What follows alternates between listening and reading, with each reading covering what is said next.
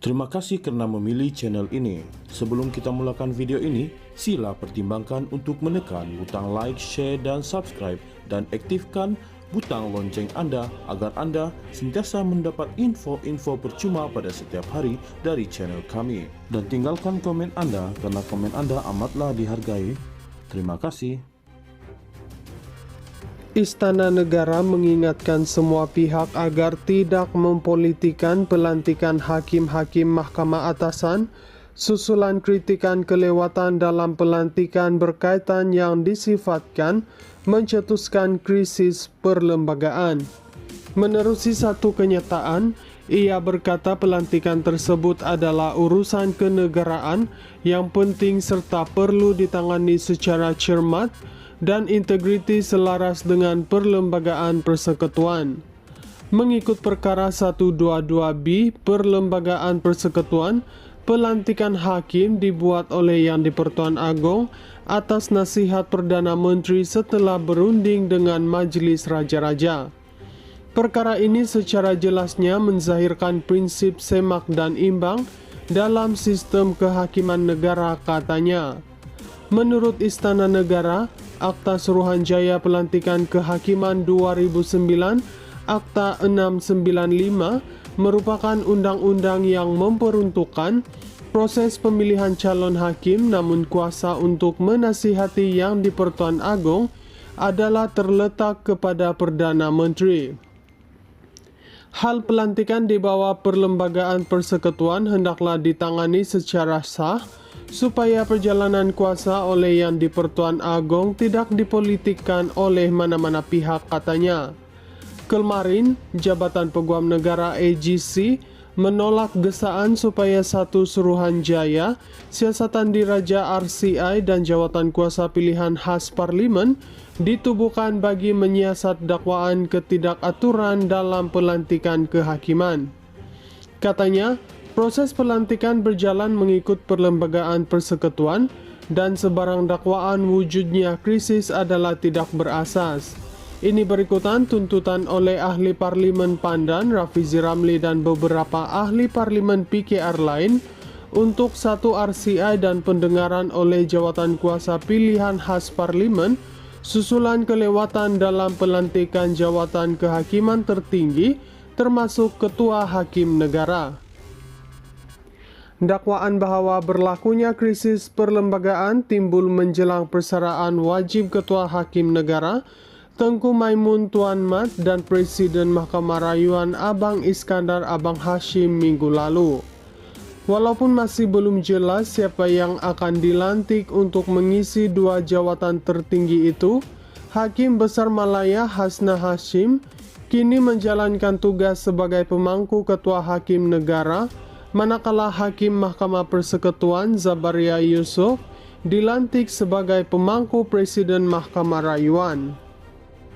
Istana Negara mengingatkan semua pihak agar tidak mempolitikan pelantikan hakim-hakim Mahkamah Atasan susulan kritikan kelewatan dalam pelantikan berkaitan yang disifatkan mencetuskan krisis perlembagaan. Menerusi satu kenyataan, ia berkata pelantikan tersebut adalah urusan kenegaraan yang penting serta perlu ditangani secara cermat dan integriti selaras dengan perlembagaan persekutuan. Mengikut perkara 122B Perlembagaan Persekutuan, pelantikan hakim dibuat oleh Yang di-Pertuan Agong atas nasihat Perdana Menteri setelah berunding dengan Majelis Raja-Raja. Perkara ini secara jelasnya menzahirkan prinsip semak dan imbang dalam sistem kehakiman negara, katanya.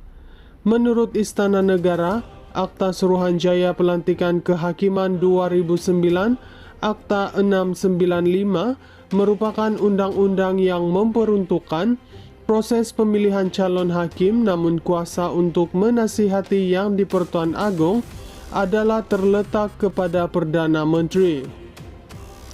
Hal pelantikan di bawah Perlembagaan Persekutuan hendaklah ditangani secara sah supaya perjalanan kuasa oleh Yang di-Pertuan Agong tidak dipolitikkan oleh mana-mana pihak, katanya.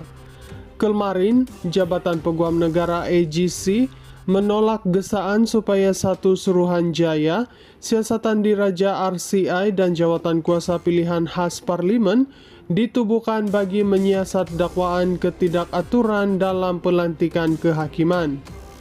Katanya, proses pelantikan berjalan mengikut perlembagaan persekutuan dan sebarang dakwaan wujudnya krisis adalah tidak berasas.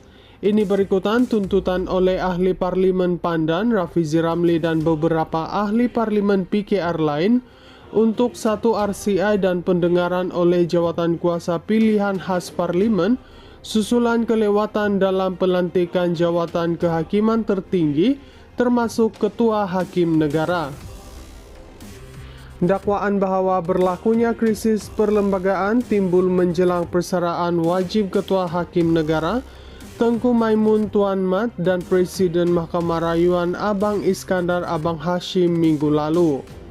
Walaupun masih belum jelas siapa yang akan dilantik untuk mengisi dua jawatan tertinggi itu, Hakim Besar Malaya Hasna Hashim kini menjalankan tugas sebagai pemangku Ketua Hakim Negara, manakala Hakim Mahkamah Persekutuan Zabaria Yusuf dilantik sebagai pemangku Presiden Mahkamah Rayuan. Istana Negara mengingatkan semua pihak agar tidak mempolitikan pelantikan hakim-hakim Mahkamah Atasan susulan kritikan kelewatan dalam pelantikan berkaitan yang disifatkan mencetuskan krisis perlembagaan. Menerusi satu kenyataan, ia berkata pelantikan tersebut adalah urusan kenegaraan yang penting serta perlu ditangani secara cermat dan integriti selaras dengan perlembagaan persekutuan. Mengikut perkara 122B Perlembagaan Persekutuan, pelantikan hakim dibuat oleh Yang di-Pertuan Agong atas nasihat Perdana Menteri setelah berunding dengan Majelis Raja-Raja. Perkara ini secara jelasnya menzahirkan prinsip semak dan imbang dalam sistem kehakiman negara, katanya.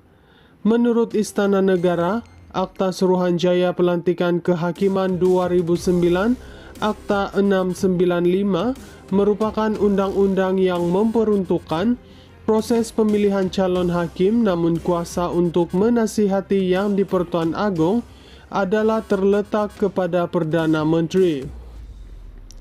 Hal pelantikan di bawah perlembagaan persekutuan hendaklah ditangani secara sah supaya perjalanan kuasa oleh Yang di-Pertuan Agong tidak dipolitikkan oleh mana-mana pihak, katanya. Kemarin, Jabatan Peguam Negara AGC menolak gesaan supaya satu Suruhanjaya, siasatan diraja RCI dan jawatan kuasa pilihan khas parlimen ditubuhkan bagi menyiasat dakwaan ketidakaturan dalam pelantikan kehakiman.